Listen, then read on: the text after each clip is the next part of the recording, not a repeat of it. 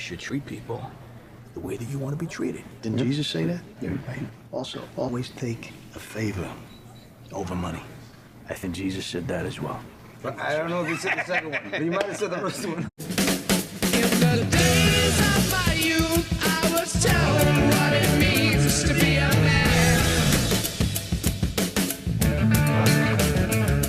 No matter how I try, I find my way to the same old jam.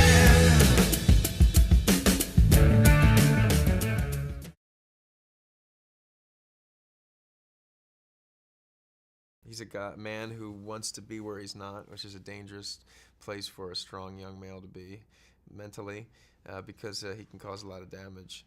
And he doesn't like that he lives at home and lives under this rock, and he's in the Bureau of Investigation, but he has no power, and he has all these ideas.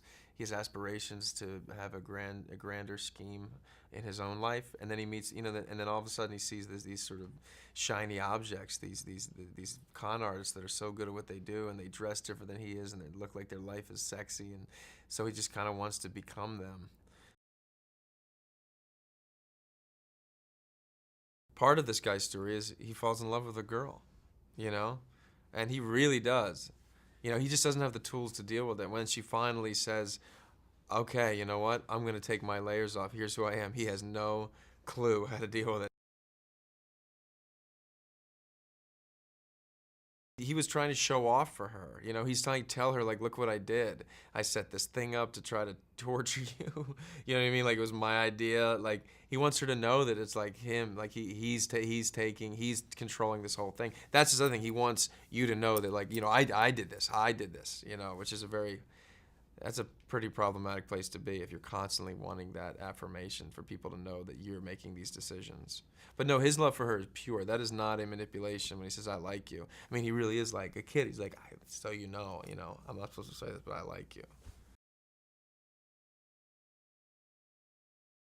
He wrote a very specific script, very strict guidelines, and then he rewrites stuff on the day but everything is very relative to what's relevant to the story he wants to tell. So it's not sort of this like, yeah, let's do this and let's try this. No, it just happens to be happening in the moment.